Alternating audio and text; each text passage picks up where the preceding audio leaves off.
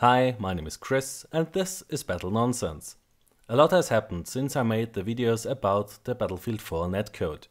DICE now has a community test environment where PC players are testing game changes before they get included in a patch. The first CTE initiative was, no surprise, the netcode. So what did they do? Well, they did a lot. The changelogs are quite long and most of the changes are not that easy to understand. So I'm going to explain to you what has been done. First of all, bugs have been fixed that affected the netcode. Bugs that caused issues like you see another player look away from you, yet he was looking right at you. DICE LA developers also changed values which define how forgiving the netcode is when a client has a bad connection and is suffering from packet loss. This change reduces the issue where such players with a bad connection kill you around the corner or around cover. The biggest change DICE did was the introduction of a high-frequency network update option. So when you open your configuration menu and look inside the gameplay section, you see this new option here. You can select between high, medium, low and off. But what the hell does this option do?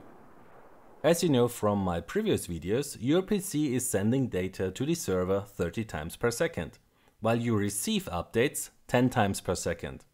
These are hard-coded values, so you cannot change them.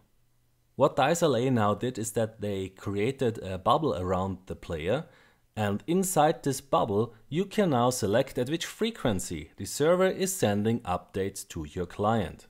As far as we know, this bubble reaches out 200 meters around the player. To show you the distance, I've moved this player exactly 200 meters away from this flag. It is quite a distance. But back to these high, medium, low and off values. What do they do exactly? As I said before, the Battlefield 4 server is sending data to your client 10 times per second. And you send data to the server 30 times per second. If you set the value to high, then the server will send data to you 30 times per second. This means that your send and your receive rates are exactly the same, which is ideal. If you set the value to medium, you will receive data from the server 20 times per second. At low, you will receive data 15 times per second.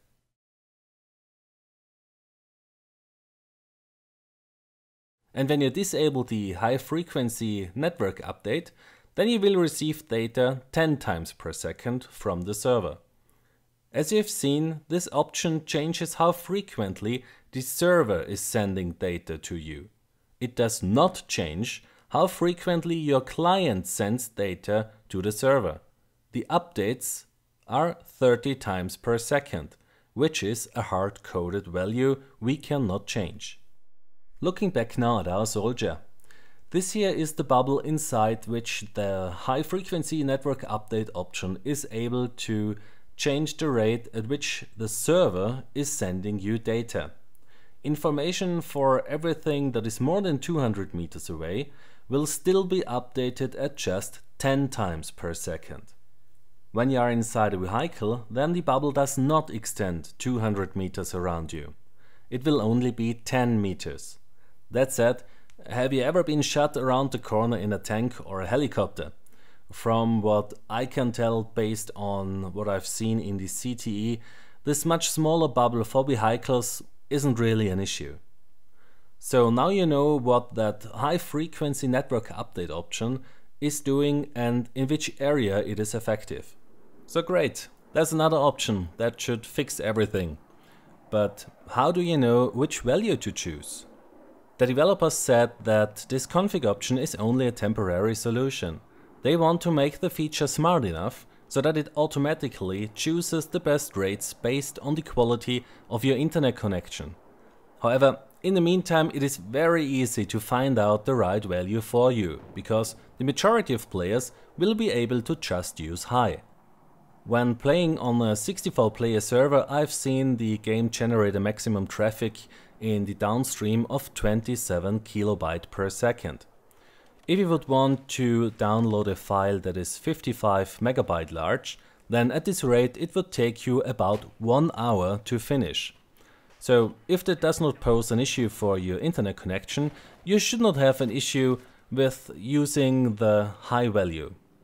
Yet if you start to experience more packet loss than normal, that's indicated by that icon in the top right of the screen, you know, those small boxes, then you should lower the value of the high frequency network update option. So, what's it like, the netcode running at equal 3030 rates? As you have surely already heard from other sources, it is working much better. Getting killed around the corner, your fired rounds not registering, getting knifed in the face and not over the counter, hit indicator showing up for the wrong direction, all these issues do still happen in CTE. But, and this is a huge but, the frequency at which these issues occur been so greatly reduced that you can actually enjoy playing Battlefield 4. Based on my experience in the CTE, BF4 is now on the same level as BF3, if not a bit better. That said, let's not forget that Battlefield 3 does not have what I call a great netcode. It is okay as it works most of the time, but that's about it.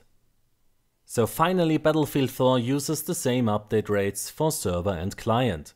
Big step in the right direction for Battlefield 4. But why does it not use more than 30? Why is it not using 60?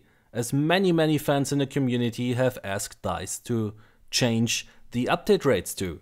The traffic can't be much of an issue with 30 Hz, where we have about 27 kilobyte per second download and just 5 kilobyte per second in the upload. Double both for 60 Hz and we have 54 kilobyte per second down and 10 kilobyte per second up. Multiplied by 64 players on a 64 player server, this is no issue for a server in 2014. So why is DICE not increasing the rates at least on PC? Or why isn't it a config value? So the game server provider can offer me a server which is running at 60 Hz, which I can offer to my community. So far we have only been talking about the update rates at which data is sent from the server to the client and from the client to the server. But there's another rate, the simulation rate. This is the rate at which the game is ticking, like a heartbeat. The simulation includes physics, bullets and a lot of other things. And now you see the problem. What do update rates above 30 do when the game is still ticking at 30 Hz? Right, it doesn't help much. To increase the update rate of server and client above 30, you must increase the tick rate of the game, the simulation rate. Or there is no data you can send more frequently. So come on, what's the issue? Just increase that rate. Like in the source engine from Valve, where all the rates are just a config value you can change. And here we have a massive issue. As some smart people in the Battlefield community have found out, if you were to increase that simulation rate of the game, then this would cause a lot of side effects. The physics freak out, MCOM timers go off too fast and a ton of other issues. All caused because a lot is tied to that 30 Hz heartbeat of the game. Fixing all the issues that increasing the simulation rate causes would take a lot of time, and in the end you would just have another hard-coded magic number. What you really need is a solution where the update rates and the simulation rate are config values that you can alter without breaking anything else. Which will surely be even more work, but in my opinion the only solution that is future-proof. Now, a lot of people said that this is all the fault of the engine and that you cannot create any decent shooters with the Frostbite engine. This is something that I don't agree with. The issues related to increasing the simulation rate of the game seem all to be related to the logic of the game, the Battlefield-specific code, not the engine itself. The Frostbite engine was created for Bad Company, a console-exclusive title. It was a really great and good working game. No one said at this time that the engine would be a pile of crap and not able to handle first-person shooters. Now, 30 frames per second was the limit of the Xbox 360 and the PlayStation 3. And this is where that magic number 30 is coming from. Update rates above 30 and a simulation rate above 30 makes no sense when your game runs at 30 frames per second. The next title was Bad Company 2, also released on 360 and PlayStation 3. 30 still made sense there. And the PC version, well, let's be honest, it was just a quick console port where not much efforts were spent on. Still, it was quite a solid shooter. Next game was Battlefield 3. And hit rate turned out to be the worst what we've ever seen in a Battlefield game. And a lot of the game's features and designs were simply not thought through at all. DICE did too much in a way too short time frame. Features like Spectator are partially in the code of the game, but not finished because they ran out of time. Somehow DICE did manage to pull it off to get the game in a state where it is fun to play. But Battlefield 4 then showed that you can only load so much on top of inherited old code until it breaks down completely. After Battlefield 3, DICE should have prioritized the so-called Netcode. Getting killed around the corner was and still is a massive issue in Battlefield 3. Update rates and simulation rate should have been addressed too. Yet they didn't do it. They thought they will be able to pull it off again like in Battlefield 3. We now know that this didn't work out quite right. The history of the Frostbite Engine generation Battlefield games shows what happens when you try to do too much in a too small time frame. With every new release, the quality of the game got worse. The community test environment and the efforts DICE LA is putting into Battlefield 4 do give me hope that EA finally realized that they cannot continue the road they were on for the last years. I think that the first initiative of the CTE was a success, and the developers said that they will continue to work on the netcode over the next weeks and months to come. And there are more initiatives coming to the CTE. Now that the netcode is working more reliably, DICE LA is having a look at the balancing of weapons as well as other gameplay adjustments. There are also changes coming for Commander, so currently it does look quite good for us Battlefield fans. Well, if there would not be this so-called Battlefield hardline, but that's a different story. So, soon you should get a patch for Battlefield 4 that brings you the netcode changes. To make sure that you get the best out of it, I have a small checklist for you. Number 1. Make sure that your PC can maintain 60 frames per second all the time. This makes a huge difference to how the game feels, but also how fast you can react. Number 2. Do not play in windowed mode if you don't have to.